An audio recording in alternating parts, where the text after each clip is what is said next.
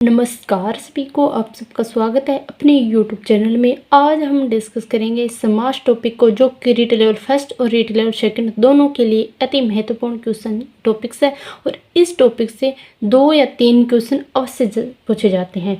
चलो हम डिस्कस करते हैं। एक शॉर्ट ट्रिक बताऊंगी, वीडियो में एंड तक बनी रहना।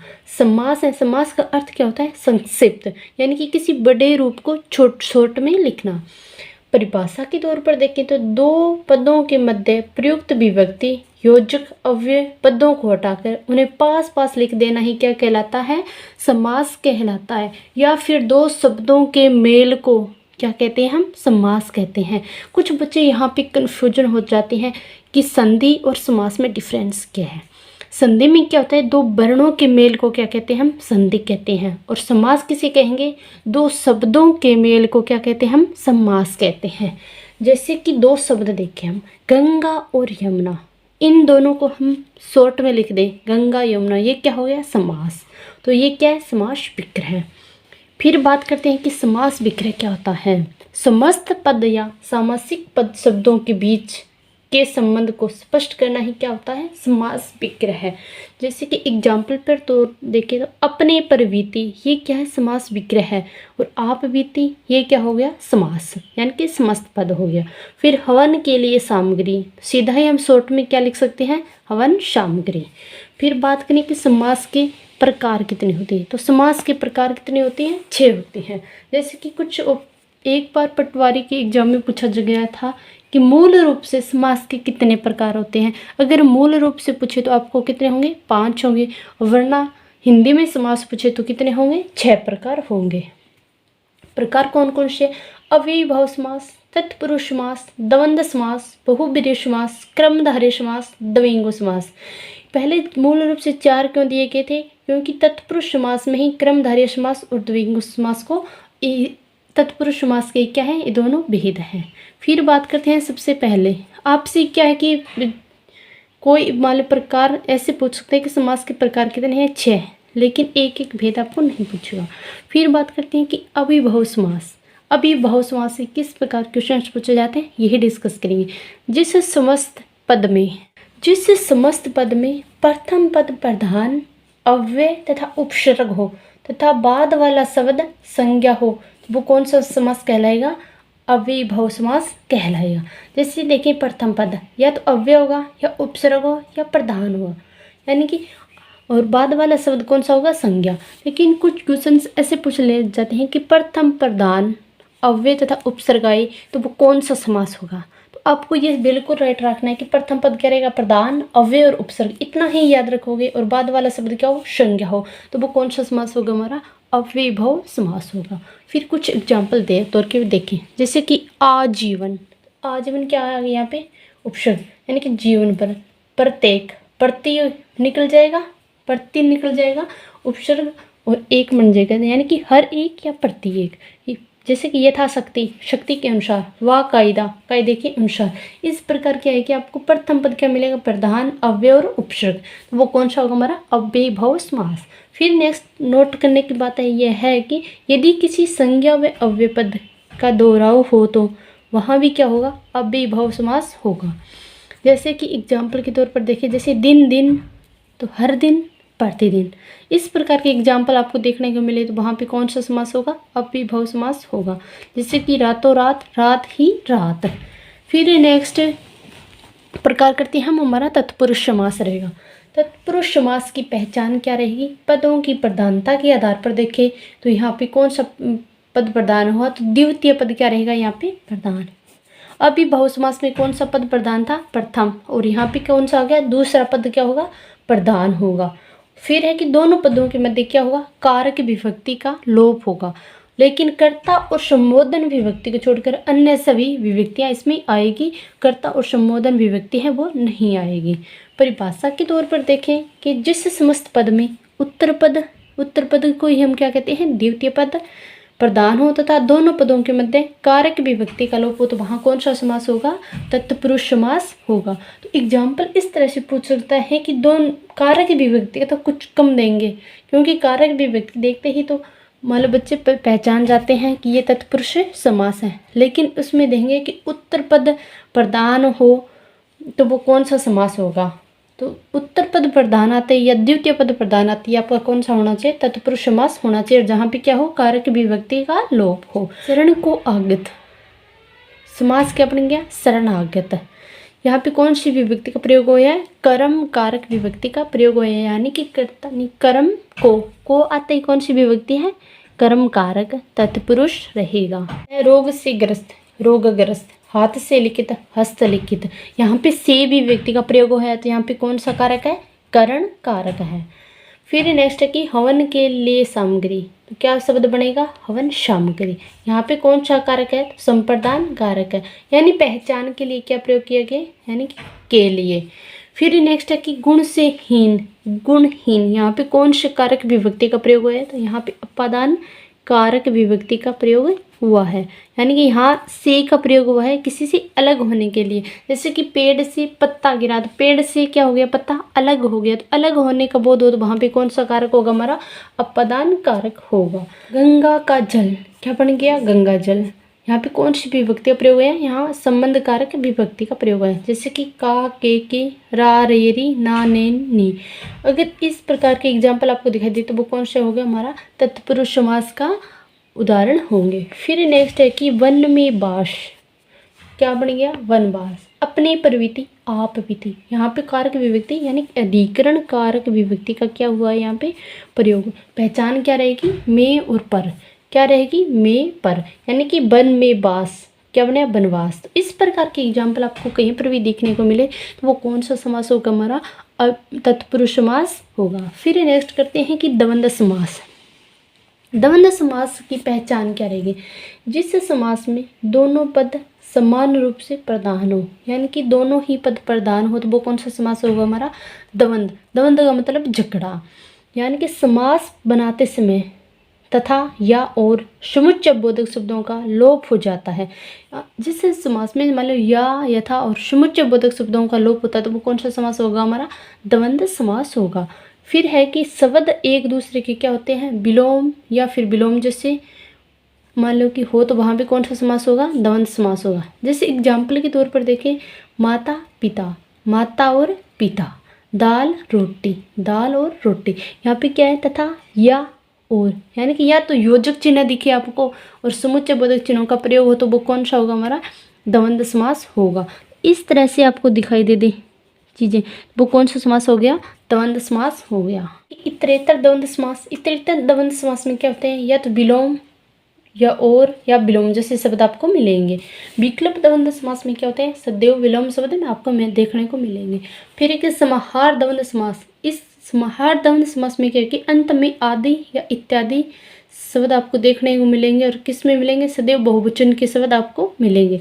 जैसे कि इतरेतर द्वंद्व समास के एग्जाम्पल देखें तो माता और पिता, यहाँ पे क्या शब्द आया है, और दूध और रोटी, यहाँ पे क्या योजक चिन्ह लगाया गया। फिर है कि जल, जला, भुना, इस प्रकार के शब्द आपको देखने को मिले। जैसे कि आकाश का क्या हो गया, विलोम, पाताल हो गया, तो विलोम शब्द हो गया, या विलोम शब्द जैसे शब्द मिले और किसी दो शब्दों के मध्य और या योजक चिन्ह मिले, तो वो कौन सा समास होगा, हमारा इतरेतर द्वंद्व समास होगा। फिर है कि विकल्प द्वंद्व समास, इसमें क्या है कि माता या पिता, ज़्यादातर क्या है इसका प्रयोग होता है, या का प्रयोग इसमें होता है, भला बुरा, यश अपयश, इस प्रकार के सदैव विलोम शब्द ही आपको देखने को मिलेंगे।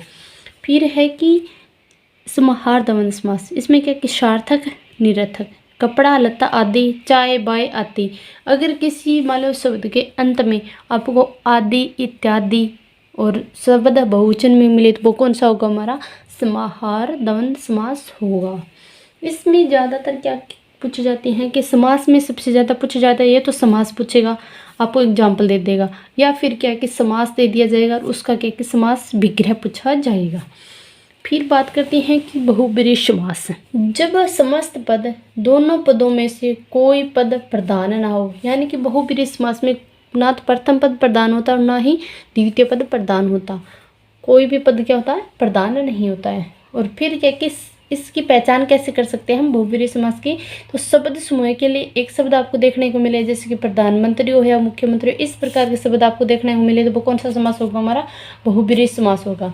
इसमें कई सांकेतिक अर्थ आपको दिखाई देंगे। योग रूढ़ शब्द इसी में आते हैं, और ज़्यादातर क्या कि देवी देवताओं के जितने भी नाम हों वो किसी में आते हैं? बहुब्रीहि समास में आते हैं। इसमें क्या है कि ना तो प्रथम पद का अर्थ निकलता, ना ही द्वितीय का निकलता, किसी अन्य का अर्थ निकले, वो कौन सा समास होगा? हमारा बहुब्रीहि समास होगा। जैसे कि एग्जाम्पल के तौर पर देखें, अनंग, अंग रहित है जो, कौन है? कामदेव। ये क्या है? देवता के लिए निकला, जिसमें क्या ज़्यादातर देवी देवताओं के नाम हो, और मतलब शब्द समूह के लिए एक शब्द हो, पर्यायवाची शब्द हो, तो वो कौन सा समास होगा? हमारा बहुब्रीहि समास होगा। फिर है कि लंबोदर, लंबे उदर वाला, कौन है? गणेश जी। फिर है कि दशानन, 10 आनन वाला, कौन है? ये रावण है। इसमें किसकी बात की गई है? ज़्यादा देवी देवताओं की बात की जाएगी, तो वो कौन सा समास होगा? हमारा बहुब्रीहि समास होगा। लेकिन याद रखने योग्य बात यह है कि इसमें कोई भी पद प्रधान नहीं होता, दोनों ही पद क्या होते हैं? अप्रधान होते हैं। क्रमधारय समास, जिस समस्त पद में विशेषण या विशेष्य, उपमान व उपमेय का योग हो, तो वो कौन सा समास होगा? हमारा क्रमधारय समास होगा। इसमें क्या है कि असंख्यावाची विशेषण आपको देखने को मिलेंगे, और पूर्व पद यानी कि प्रथम पद प्रधान होता है। कौन सा पद प्रधान होता है? प्रथम पद प्रधान। या तो अव्ययभाव समास होता है, उसमें प्रथम पद प्रधान होगा, या फिर क्रमधारय समास होगा, उसमें प्रथम प्रधान होगा। अव्ययभावी समास होगा, उसमें क्या कि अव्यय, उपसर्ग, प्रत्यय, ये सब चीज़ें, निपात, ये सब चीज़ें आपको देखने को मिलेगी। और यहाँ पे क्रमधारय समास में क्या होता है? विशेषण, विशेष्य, उपमान और उपमेय क्या है? आपको देखने को मिलेंगे। एक पद विशेषण और एक पद क्या होता है? संज्ञा। यानी कि पहला पद क्या आएगा? विशेषण आएगा, दूसरा पद बाद वाला आएगा, वो क्या होगा? संज्ञा शब्द होगा। जैसे एग्जाम्पल के तौर पर देखिए कि नील गाय, नीली है जो गाय, यहाँ पे गाय क्या है? संज्ञा शब्द है, और नील क्या है? यहाँ पे विशेषण है। फिर बात करें कि यदि किसी उपसर्ग को विशेषण की तरह प्रयुक्त किया जाता है, तो वहाँ कौन सा समास होगा? हमारा क्रमधारय समास होगा। कौन सा समास होगा? हमारा क्रमधारय समास होगा। या फिर क्या कि मान लो कि ये कैसा, कैसी या कैसे लगाकर अगर हम देखें और शब्द अगर हमें उत्तर मिल जाए, तो वो कौन सा समास होगा? हमारा क्रमधारय समास होगा। जैसे कि यहाँ पे नील गाय है, यहाँ पे देखें कि गाय कैसी है, गाय कैसी है, तो कैसी का उत्तर मिल रहा है कि नीली है, तो ये कौन सा समास होगा? हमारा क्रमधारय समास होगा। यहाँ पे क्योंकि कैसा, कैसी, कैसे लगाकर अगर किसी शब्द में देखें और अगर उसका हमें सार्थक उत्तर मिल जाए, तो वो कौन सा समास होगा? हमारा क्रमधारय समास होगा। फिर नेक्स्ट करते हैं कि यदि विशेषण पदों की आवर्ती हो, विशेषण शब्दों की आवर्ती का मतलब होता है बार बार आना, वो कौन सा समास होगा? हमारा क्रमधारय समास होगा। जैसे कि लाल, लाल, हरा, कच्चा, अगर इस प्रकार के शब्द आपको देखने को मिले, तो वो कौन सा समास है? क्रमधारय समास। फिर नेक्स्ट प्रकार करते हैं द्विगु समास। द्विगु का अर्थ क्या होता है? दो गायों का समूह। क्या होता है? दो गायों का समूह। फिर परिभाषा के तौर पर देखें कि जिस समस्त पद में प्रथम पद क्या हो? संख्यावाची, क्या हो? संख्यावाची, तथा बाद वाला पद क्या हो? संज्ञा हो, और समस्त पद समूह का बोधग्रह आता हो, तो वो कौन सा समास होगा? हमारा द्विगु समास होगा। कौन सा समास होगा? द्विगु समास होगा। जैसे कि चतुर्थ वेद, 4 वेदों का समूह है। चौमासा, 4 मासों के समूह है वाला। इस प्रकार के अगर आपको एग्जाम्पल देखने को मिले, तो वो कौन सा समास होगा? हमारा द्विगु समास। इसमें क्या कि प्रथम पद में क्या होगी? संख्या आएगी। देखो चतुर्थ, 4 चौमासा यानी कि 4 मासों का समूह है। फिर है कि द्वितीय पद प्रधान होता है। इसमें क्या होता है कि द्वितीय पद प्रधान होता है। पहला पद क्या होगा? संख्यावाची। विग्रह में क्या होगा? समूह या समाहार शब्द अंत में प्रयोग किया जाएगा। इस प्रकार के वाक्य आपको कहीं देखने को मिले, तो वो कौन सा समास होगा? हमारा द्विगु समास होगा। अधिकतर बच्चे क्या होते हैं कि द्विगु समास और द्वंद्व समास में कुछ गलतियां कर लेते हैं कि ये बिल्कुल आसान है, लेकिन ये दोनों में क्या है? थोड़ा कन्फ्यूजन होता है। जैसे बात करें कि 1 से 9 तक की जो संख्या होती है उसमें, और पूर्णांक संख्यावाची यानी कि 10 हो या 20 हो या 30 हो या 40 हो या 50 हो या 60, 70, 80, 90, अगर इस प्रकार की संख्याएं हो तो होगा हमारा द्विगु समास। लेकिन इनके अलावा अगर और अन्य संख्याएं आई, तो वो कौन सा होगा? हमारा द्वंद्व समास। जैसे कि 15, 25, 45, 65, 75, 85 इस प्रकार के अगर आपको अंक दे दिए जाएं तो वो कौन सा समास होगा? वहाँ द्वंद्व समास होगा। जैसे कि 55, क्या हो गया? 55, 5 और 50। ऐसे 45 दे दिया जाए तो क्या होगा? 5 और 40। तो इस प्रकार की संख्याएं अगर आपको देखने को मिले तो वहाँ पे कौन सा समास होगा? वहाँ होगा द्वंद्व समास। समास सार देखते हैं, क्योंकि समास की पहचान और परिभाषा को लेकर एक क्वेश्चन कभी कभार बन जाता है। तो सबसे पहले देखेंगे हम अभिभव समास। अभिभव समास की पहचान क्या है कि प्रथम पद प्रधान, अव्यय उपसर्ग और बाद वाला शब्द क्या हो? संज्ञा हो या संज्ञा की पुनरावृत्ति हो। तो कौन सा समास होगा हमारा? अभिभव समास होगा। फिर है कि तत्पुरुष समास। तत्पुरुष समास की पहचान है कि द्वितीय पद प्रधान, दोनों पदों के मध्य कारक विभक्ति का लोप, लेकिन कर्ता और संबोधन विभक्ति को छोड़कर अन्य सभी विभक्ति आएगी। द्विगु समास। द्विगु समास की पहचान रहेगी द्वितीय पद प्रधान, प्रथम पद संख्यावाची और बाद वाला शब्द क्या होगा? संज्ञा शब्द हो। तो वो कौन सा समास होगा हमारा? द्विगु समास। फिर नेक्स्ट है कि बहुब्रीहि समास। बहुब्रीहि समास में क्या है? दोनों पद क्या होते हैं? अप्रधान, यानी कि ना तो प्रथम पद प्रधान होता ना ही द्वितीय पद प्रधान होता। इसमें पर्यायवाची शब्द देखने को मिलेंगे आपको, स और सह उपसर्ग देखने को मिलेंगे और देवी देवताओं के नाम देखने को मिलेंगे। तो वो कौन सा समास होगा हमारा? बहुब्रीहि समास होगा। क्रमधारय समास की पहचान रहेगी पूर्व पद प्रधान होगा, असंख्यावाची होगा, विशेषण और विशेष्य, उपमान और उपमेय, प्रथम पद विशेषण और बाद वाला शब्द क्या हो? संज्ञा शब्द हो। तो वहाँ पे हमारा क्रमधारय समास होगा।